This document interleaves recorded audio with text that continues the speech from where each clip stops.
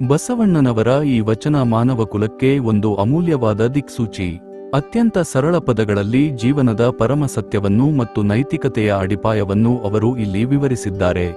ಕಳಬೇಡ, ಕೊಲಬೇಡ, ಹುಸಿಯ ನುಡಿಯಲು ಬೇಡ, ಮುನಿಯಬೇಡ, ಅನ್ಯರಿಗೆ ಅಸಹ್ಯ ಪಡಬೇಡ, ತನ್ನ ಬಣ್ಣಿಸಬೇಡ, ಇದಿರ ಹಳಿಯಲು ಬೇಡ. ಇದೇ ಅಂತರಂಗ ಶುದ್ಧಿ, ಇದೇ ಬಹಿರಂಗ ಶುದ್ಧಿ, ಇದೇ ನಮ್ಮ ಕೂಡಲ ಸಂಗಮ ದೇವರನ್ನೊಲಿಸುವ ಪರಿ. ಈ ವಚನದ ಭಾವಾರ್ಥವನ್ನು ಹೀಗೆ ವಿಶ್ಲೇಷಿಸಬಹುದು.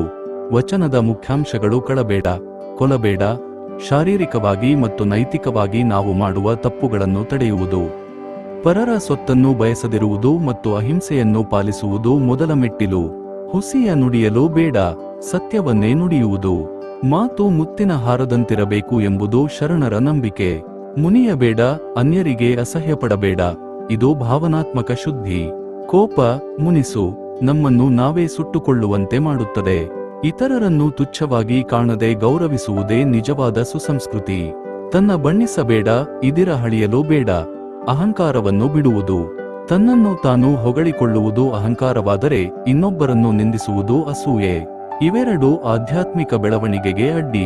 ಶುದ್ಧಿಯ ಪರಿಕಲ್ಪನೆ: ಬಸವಣ್ಣನವರು ಇಲ್ಲಿ ಎರಡು ರೀತಿಯ ಶುದ್ಧಿಯ ಬಗ್ಗೆ ಮಾತನಾಡುತ್ತಾರೆ.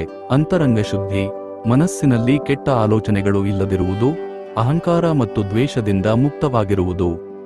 ಬಹಿರಂಗ ಶುದ್ಧಿ, ನಮ್ಮ ನಡವಳಿಕೆ, ಮಾತು ಮತ್ತು ಕೃತಿಗಳು ಸಮಾಜಕ್ಕೆ ಹಿತವಾಗಿರುವುದು. ಈ ಎರಡೂ ಶುದ್ಧಿಗಳು ಒಂದಾದಾಗ ಮಾತ್ರ ಮನುಷ್ಯ ಪರಿಪೂರ್ಣನಾಗುತ್ತಾನೆ. ಅಂತರಂಗದಲ್ಲಿ ಒಂದು, ಬಹಿರಂಗದಲ್ಲಿ ಮತ್ತೊಂದು ಇದ್ದರೆ ಅದು ದೇವರಿಗೆ ಪ್ರಿಯವಾಗುವುದಿಲ್ಲ. ಇದೇ ನಮ್ಮ ಕೂಡಲ ಸಂಗಮ ದೇವನೊಲಿಸುವ ಪರಿ. ಅಂದರೆ ದೇವರನ್ನು ಒಲಿಸಿಕೊಳ್ಳಲು ಯಾವುದೇ ಕಠಿಣ ತಪಸ್ಸು ಅಥವಾ ಅಬ್ಬರದ ಆಚರಣೆಗಳ ಅಗತ್ಯವಿಲ್ಲ. ಕೇವಲ ಶುದ್ಧ ಚಾರಿತ್ರ್ಯ ಮತ್ತು ಮಾನವೀಯತೆ ಇದ್ದರೆ ಸಾಕು ಎಂಬುದು ಈ ವಚನದ ಸಾರಾಂಶ.